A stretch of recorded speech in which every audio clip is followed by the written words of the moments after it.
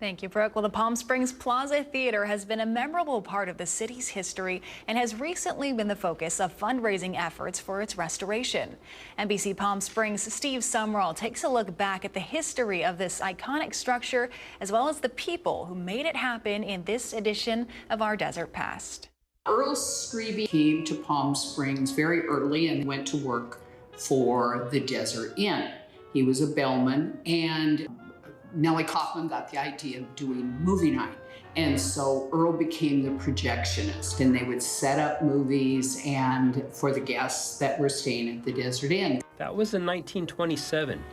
Screenings of movies shown at the Desert Inn were so popular that the following year, Mrs. Kaufman suggested that Earl Strebe take his projector to the auditorium of the Francis S. Stevens School. Philip L. Boyd, the first mayor of Palm Springs, was there. He recalled that time during an interview in 1986. Earl Strebe and I stood at the door and collected, I think, 25 or 50 cents for everybody who came to see the movie, which had been shown the day before at the Desert Inn. And that money went into hiring some extra police. Well, here it is, the location of Palm Springs' first movie theater.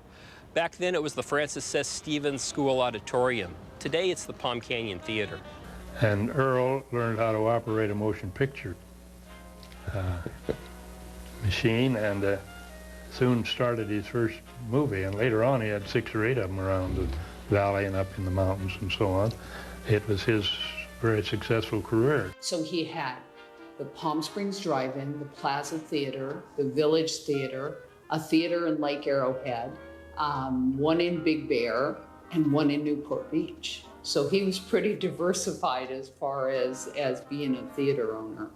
And the Plaza obviously was the crown jewel of all of his theaters. The Plaza Theater, as well as the surrounding shopping center, came into creation due to the efforts of one of the Desert Inn's most frequent visitors. Her name was Julia Cornell, and she was the wife of one of the founders of the prestigious National Cash Register Company. She would come out here, and there was never a place that she liked to shop. So she decided she was going to change that. So, at the height of the Depression, she began the development of the Plaza Shopping Center. She brought out Harry Williams, who was an architect in Dayton, Ohio, and he designed the plaza, and it is beautiful, that Spanish colonial architecture, and it was one of the first places in California where you could park in front of the retail. So it was like one of the first malls, I guess you could call it, in all of California. The plaza opened in 1936. This photograph was taken to mark the occasion. That's Earl Strebe selling the very first ticket to a screening at the Plaza Theater. It was here at the Plaza Theater in 1936 when Palm Springs experienced its first red carpet event. The film was George Cukor's Camille. Walking that red carpet would be such stars as Robert Taylor and his future wife, Barbara Stanwyck. However, over the years, there have been some debate about the presence of the film's co-star, Greta Garbo. Palm Springs historian Renee Brown sets the record straight. Earl Strebe says that Greta Garbo was there, but she snuck up into the balcony, and she was definitely not dressed for the debut, and she quietly went up there and watched the movie. For more than half a century, movie audiences would continue to be thrilled and delighted by the cinematic experiences that the Plaza Theater provided. And it wasn't just movies. Jack Benny did his radio shows from there.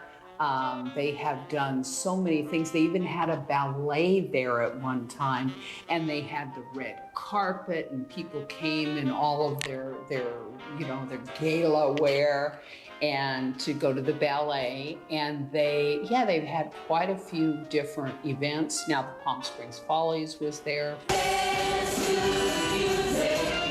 In 1990, television producer Riff Markowitz founded and served as MC for the fabulous Palm Springs Follies, which was a music and dance revue done in the style of the Ziegfeld shows of the 1930s. Consisting of performers that were 55 years of age or older, the Follies ran until 2014. As for Earl Strebe, he was elected to the Palm Springs City Council in 1949 and served a total of 7 years. His affiliation with the plaza ended in 1974 when he leased the property to theatrical chain owner Fred Stein. Earl Strebe passed away in 1994. The theater that he once owned still sits here along Palm Canyon Drive. Since the Palm Springs Follies ceased production, it has been non-operational. In spite of it being closed for so long, citizens of this community have not lost interest in the Plaza Theater. As a matter of fact, fundraising efforts are underway right now to see to it that these box offices are opened once again. There's a whole group that are working to remodel it and renovate it and bring it back to its former glory, and we're all looking forward to that. For our Desert Past, Steve Sumrall, NBC Palm Springs, News First.